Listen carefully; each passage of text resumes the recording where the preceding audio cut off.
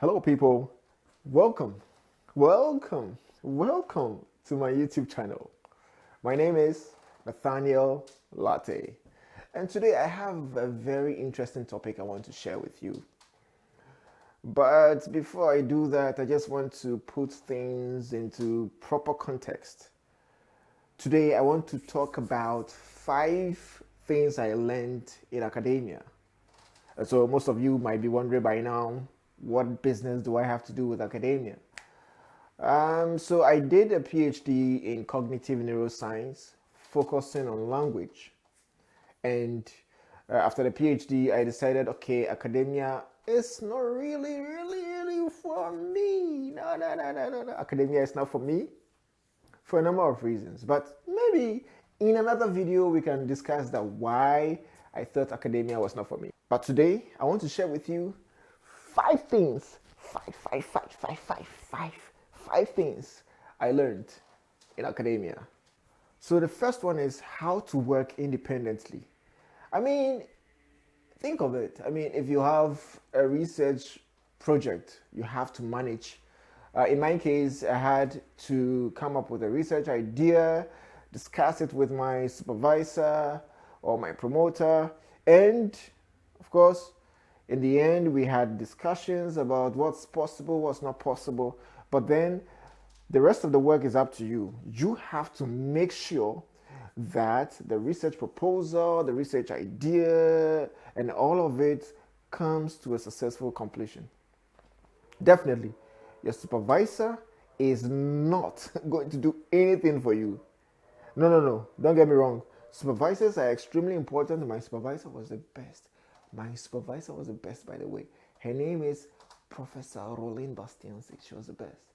But anyways, your supervisor is there to guide you with her expertise, her connection, her links, her network to make sure your project goals are met. But the real work actually would have to be done by you.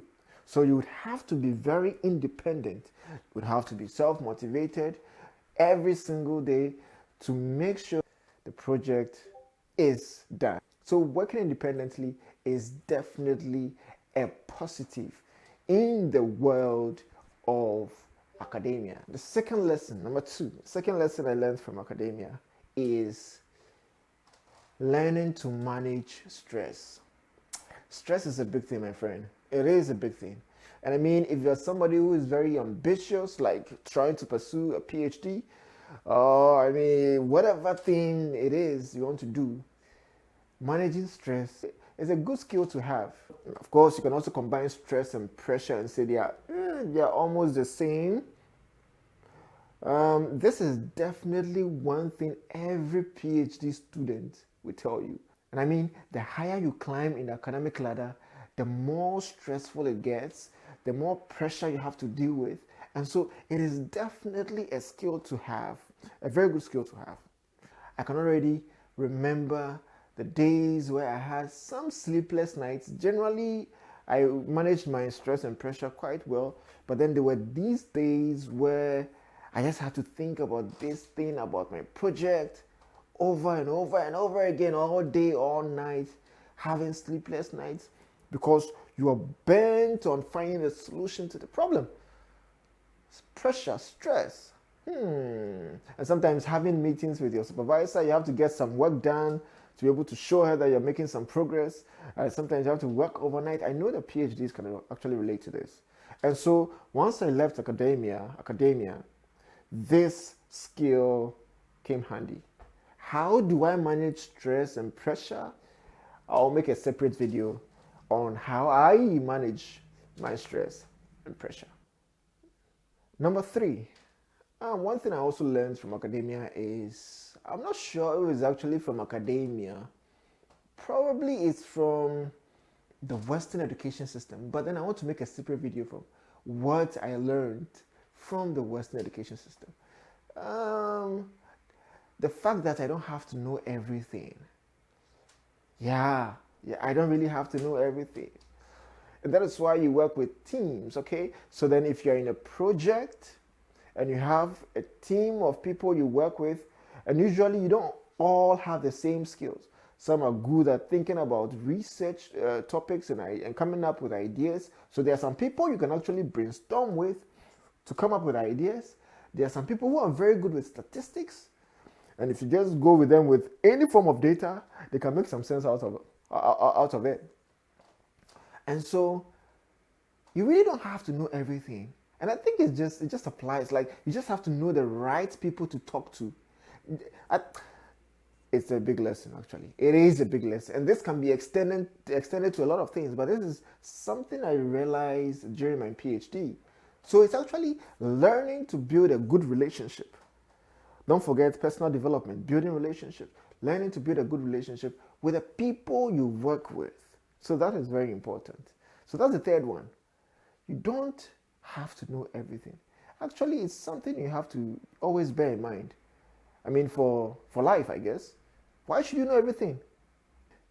And you know, when we talk about not knowing everything, it also is linked a bit to humility, being humble, to admit that you don't know everything. And then humbly going to somebody who you think could help you. And then getting things done. That's cool, right? So, I mean, you don't have to know everything. Just know the right people. And then be humble, and to approach them and say, dude, you know what? I really need your help for this and that. And sometimes they also tell you, I also don't know. You should also talk to Jonas, or talk to Anna, or talk to whoever. But then at least you are making some progress and getting to the bottom of the problem you have.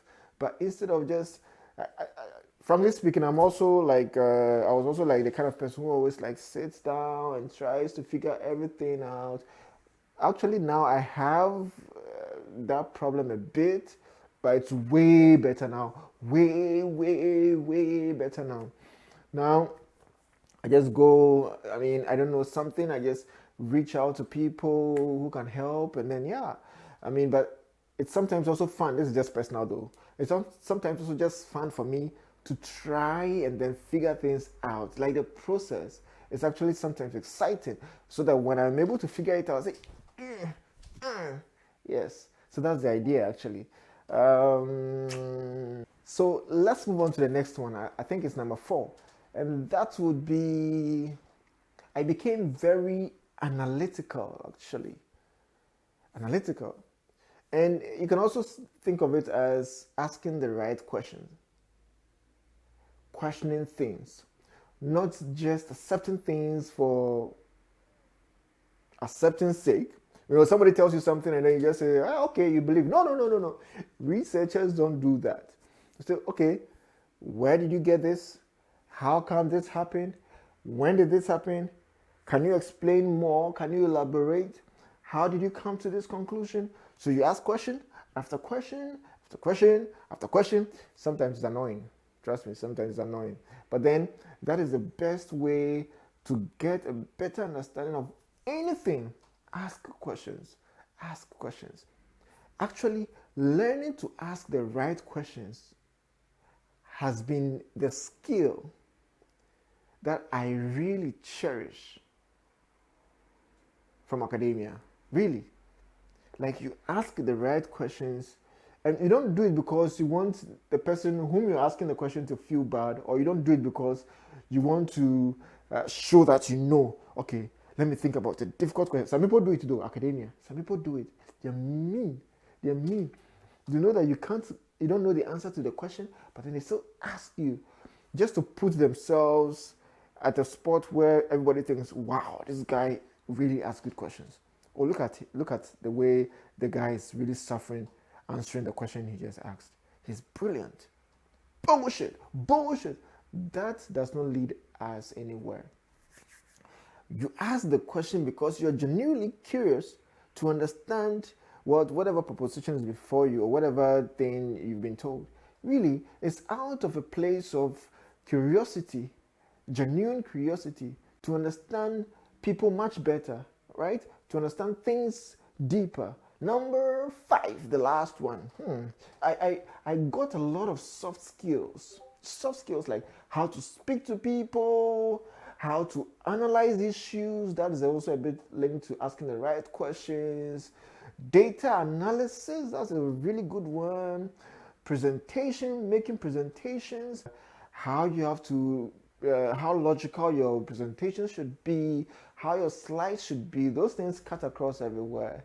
But then, of course, if you're not in academia, like I am now, I'm out of academia, then if you're making a presentation, you also have to be careful, because then, I mean, academic presentations are a bit like very technical, less friendly. Of course, it depends on the individual, but then you can understand if you have a bunch of professors with some postdocs and PhDs, you can just imagine the kind of atmosphere that is, okay? So, but then you learn how to make presentations. Confidence is also something you learn in academia. And yeah, so like there's so many soft skills. Project management skills. It's also linked to making sure that your project gets done on time. So this is also a skill. And so these are my lessons from academia. I mean, there are so many things I can share, but like I said, this is just a broad overview of the lessons I learned in the time I spent doing my master's and PhD, working with different professors, different universities. And trust me, I don't regret ever doing a PhD. I think it was one of the best periods in my life. I mean, somewhere around 2014 to 2020. Wow, what a journey, what a journey. I loved every single bit of that journey. I learned a lot, and it has actually transformed my life. And so these are the lessons I want to share with you today. And of course, like I said, as time goes on, we are going to go deeper into each of the points. How do you ask the right questions? How do you manage your project? How do you stay humble? How do you work in a team? So on that note, my name is Nathaniel Latte, and see you in the next video. Salute!